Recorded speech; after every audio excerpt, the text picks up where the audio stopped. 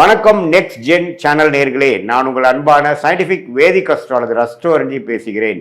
நல்லது நினைப்போம், நல்லதே நடக்கும். இந்த வீடியோவில் நம்ம என்ன பார்க்க போறோம்னா, மே மாதம் 2026 விருச்சிக ராசிக்காரர்களுக்கு எத்தகைய ஒரு பலாபலன்கள் நிறைந்த ஒரு மாதமாக சயின்டிபிக் வேதிக் அஸ்ட்ராலஜி முறையில் எதையும் மிகைப்படுத்தாமல் உள்ளது உள்ளவாறு ஒரு கிரகம் ஒரு இடத்துல இருக்கும் பொழுது அந்த ராசிக்கு எந்த மாதிரி ஒரு தாக்கத்தை கொடுக்க போகிறார். அது ஆண்டு கிரகமாகிய குரு சனி ராகு ஏதுவாக இருந்தாலும் சரி, மாதம் பயிற்சி பெறக்கூடிய சுக்கிரன், சூரியன், செவ்வாய், புதன் போன்ற கிரகமாக இருந்தாலும் எது மாதிரி தாக்கத்தை மே மாதம் 2026 விருச்சிக ராசிக்காரர்களுக்கு கொடுக்குறாருங்கிறது சயின்டிபிக் வேதிக் அஸ்ட்ராலஜி முறையில் மிகைப்படுத்தாமல் பரிகாரங்கள் அது மாதிரி மூட நம்பிக்கைகளில் போகாமல் உள்ளது உள்ளவாறு கர்மா எப்படி செயல்படுகிறது, எது மாதிரி விஷயம் காத்திருக்குது, எது மாதிரி அமைப்புகள் நமக்கு தென்படுகிறதுங்கிறது துல்லியமாக நம்ம டீட்டெயிலாக நம்ம விருச்சிக ராசி 2026 மே மாதம் எப்படி இருக்குன்னு பார்க்க போகிறோம்.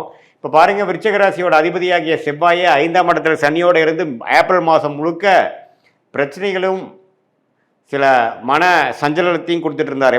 ஏன்னா ராசி அதிபதி எப்போவுமே பார்த்தீங்கன்னா சனியோட சேரக்கூடாது. ராசி அதிபதியாகிய செவ்வாய் ஏப்ரல் மாதம் முழுவதும் பார்த்தீங்கன்னா சனியோட சேர்ந்து மன விரக்திகளும் மன சஞ்சலங்களையும் கொடுத்து கொண்டிருந்த அமைப்பு ஏப்ரல் மாதம் இருந்தது. மே மாதம் வரும்பொழுது அந்த செவ்வாய் பார்த்திங்கன்னா மே 2வது வாரம் 3வது வாரத்துக்கு அப்புறம் சனி இருந்து விலகி வலு பெறுகிறார், ஆட்சி பலம் பெறுகிறார். இங்கே மேஷத்தில் செவ்வாய் ஆட்சி பலம் பெறும் பொழுது ராசி அதிபதி ஸ்ட்ராங் ஆகுது. அதனால் தினம் வரும், மைண்டு ஸ்ட்ராங்காகவும் சில கிளாரிட்டி கிடைக்கும். அது மூலமாக பிரச்சனைகளிலிருந்து மீண்டு தெளிவு பெறக்கூடிய அமைப்பு மே மாதம் செகண்ட் வீக் அப்புறம் 3rd and 4th வீக்கில் நம்ம விருச்சிக ராசிக்காரர்களுக்கு எதிர்பார்க்கலாம். அதே நேரத்தில் சுக்கிரன் புதன் 6ல் மறைந்து சில பிரச்சனைகளும் சில வம்பு வழக்குகள், கடன் பிரச்சனைகள், பணம் போக்குவரத்தில் சரியில்லாத அமைப்பெல்லாம் கொடுத்துட்டு இருந்த விருச்சிக ராசிக்காரர்களுக்கு 7ஆம் இடத்துல சுக்கிரன் புதன் ராசியை பார்ப்பது அருமை. ஸோ மாணவர்கள், படிக்கிறவங்க, கணக்கு வழக்கில் இருக்கிறவங்களுக்கெல்லாம் நல்ல பெனிஃபிட்ஸ் இருக்குது. மீடியா துறையில் இருக்கிறவங்களுக்கு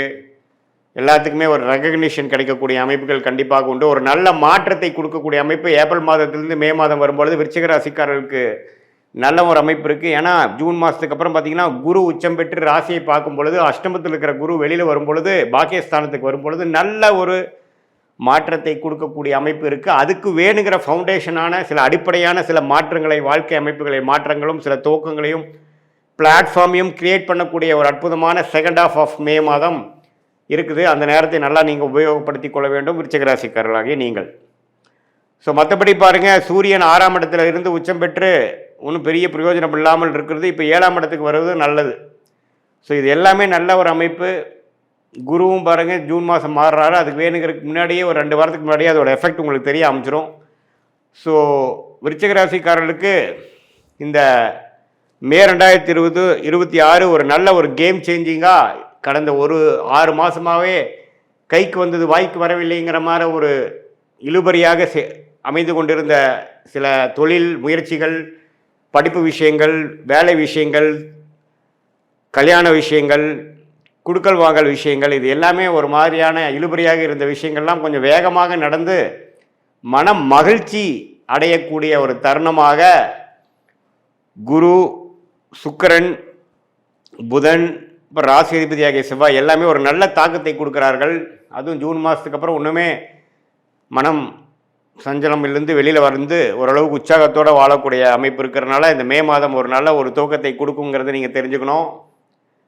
இது எல்லா வயதினர், மாணவர்களாக இருந்தாலும் சரி, இல்லத்தரசிகளாக இருந்தாலும் சரி, நடுத்தர வயதினராக இருந்தாலும் சரி, இளம் வயதினராக இருந்தாலும் சரி, சீனியர் சிட்டிசன்ஸாக இருந்தாலும் அவங்கவுங்களோட வாழ்க்கைக்கு தகுந்த அமைப்புகளில் வேலை, தொழில், ஹெல்த் முயற்சிகள், பண விஷயங்கள், வாழ்வாதாரங்கள், அதில் எல்லாத்துலேயுமே ஒரு நல்ல மாற்றத்தை கொடுக்கக்கூடிய அமைப்பாக 2026 மே மாதம் விருச்சிக ராசிக்காரர்களுக்கு இவ்வளோ நாள் கஷ்டப்பட்டதில் சில விஷயங்கள் நடந்ததுரா சாமிங்கிற மாதிரி ஒரு பெருமூச்சு அடையக்கூடிய அமைப்புகள் இருக்குது. சில புதிய தொடர்புகள் வரும், சில கான்டாக்ட்ஸ் மூலமாக சில பெனிஃபிட்ஸ் வரக்கூடிய அமைப்புகள்லாம் இருக்குது. காதல் திருமணம் எதிர்பார்க்குறவங்களுக்கு நல்ல காதல் கூடுற அமைப்பு, பெற்றோர்களின் சம்மதம் கிடைக்கக்கூடிய அமைப்பு. அதே சமயத்தில் பங்குதாரர்கள் தொழிலில் கொஞ்சம் டெவலப்மெண்ட்டு, அதே சமயத்தில் திருமணத்தை எதிர்பார்க்குறவங்களுக்கு திருமணம், எல்லாமே நல்லபடியாக அமையக்கூடிய அமைப்புகள் கண்டிப்பாக விருச்சிக ராசிக்காரர்களுக்கு இருக்குது. இது ஒரு பொதுவான பலனை தவிர உங்களுடைய ஜென்ம ஜாதகத்தை பிறந்த தேதி, பிறந்த நேரம், பிறந்த ஊரை வைத்து திருக்கணித பஞ்சாங்கத்தில் போட்டு அதில் மூலமாக நீங்கள் என்ன லக்னத்தில் பிறந்தீங்க, உங்கள் லக்னாதிபதி எப்படி இருக்குது, நீங்கள் எந்த நட்சத்திரத்தில் பிறந்தீங்க, கேட்ட நட்சத்திரமா, அனுஷமா, விசாகமா, இப்போ உங்களுடைய தசாபுக்திகள் என்ன போயிட்டுருக்கு, அந்த தசையெல்லாம் அந்த லக்னத்துக்கு யோகமாக இருக்கா, தசநாதன் புக்திநாதன் வந்து இப்போது ஸ்தானபலமோடு இருக்கா, உங்கள் ஜாதத்தில் திக்பலமோடு இருக்கா, எந்த அமைப்பில் இருக்கார், கோச்சாரத்தில் அவர்லாம் எப்படி இருக்கார், அதெல்லாம் சேர்த்து வைத்து இப்போ நம்ம பேசின பொது பலனையும் துல்லியமான பலனையும் சேர்த்து வைக்கும் பொழுது அருமையான கர்க்யூரேட்டான ப்ரொடிக்ஷன் நமக்கு வேணுங்கிற லைஃப் கிளாரிட்டி. அடுத்து வரக்கூடிய ஷார்ட் டேர்ம் 3 months 6 months எப்படி இருக்குது, அடுத்து வரக்கூடிய 1 year எப்படி இருக்குது, எது மாதிரி லைஃப் கோல்ஸ் நமக்கு அச்சீவ் ஆகிற மாதிரி இருக்குது, டைம்லைன்ஸ் என்ன, எந்த நேரத்தில் எது நடந்தால் நல்லது, எப்படி நடக்கிற மாதிரி இருக்குது, திருமண விஷயங்கள், வேலை மாற்றங்கள், ப்ரொமோஷன், கடன் அடைதல், ஃபினான்ஷியல் க்ளோரி, இது எல்லாம் நமக்கு வாழ்க்கையில் எப்போ நடக்கக்கூடிய அமைப்புகள் இருக்குது.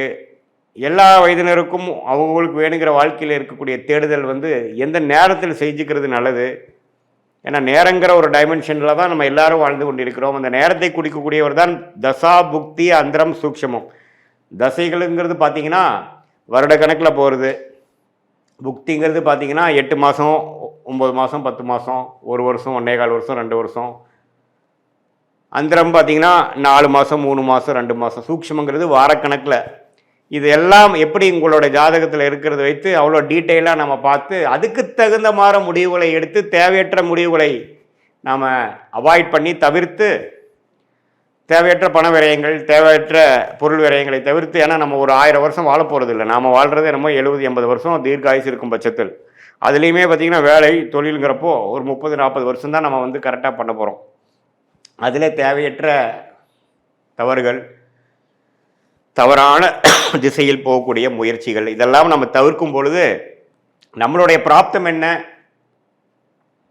நம்மளுடைய தோஷங்கள் என்ன, என்ன கிரகங்கள் நமக்கு யோகமாக இருக்குது, எந்த நேரத்தில் எந்த மாதிரி விஷயங்கள் போனால் நமக்கு சீக்கிரமாக நடக்கும், குறைந்த எஃபோர்ட்டில் நல்ல லாபங்கள் வரும், அது மாதிரி விஷயங்கள்லாம் தெரிந்து அதுக்கு தகுந்த மாதிரி ஃப்ரஸ்ட்ரேஷன் ஆகாமல், ரெஸ்ட்லெஸ் ஆகாமல், பொறுமையாக இருந்து வாழ்க்கையில் அந்தந்த நேரத்தில் அந்தந்த விஷயத்தை செய்து சாதித்து வாழ்க்கையில் நம்மளுடைய குறிக்கோள்களை அடைந்து கரெக்டான சாய்ஸஸ் எடுத்து தவறான சாய்ஸில் போய் வாழ்க்கையை முடக்கி கொள்ளாமல் சயின்டிஃபிக் வேதிக் அஸ்ட்ராலஜி முறையில் நம்ம தெய்வாம்சம் பொருந்திய ஞானிகள் இந்திய வேத ஜோதிட அடிப்படையிலான தெய்வாம்சம் பொருந்திய இந்த சாஸ்திரத்தை அருளியிருக்காங்க நம்ம ஞானிகள். அதை வந்து தவறான முறையில் பரிகாரங்கள் அது மாதிரிலாம் போகாமல் ஒரு கிரகம் எப்படி இருந்தால் எப்படி இருக்கும், எது மாதிரி கர்மாவை கொடுக்குது, எந்த நேரத்தில் எது செஞ்சால் நல்லது அப்படிங்கிறத நம்ம பாஸ்ட் லைஃப் எப்படி இருந்ததுங்கிறதையும் வைத்து பார்த்து செக் பண்ணிவிட்டு ப்ரெசென்ட் எப்படி இருக்கிறது பார்த்து அப்புறம் அதை வச்சு future long term and short term எடுக்கிற முடிவுகளை சரியான முடிவாக எடுக்கும் பொழுது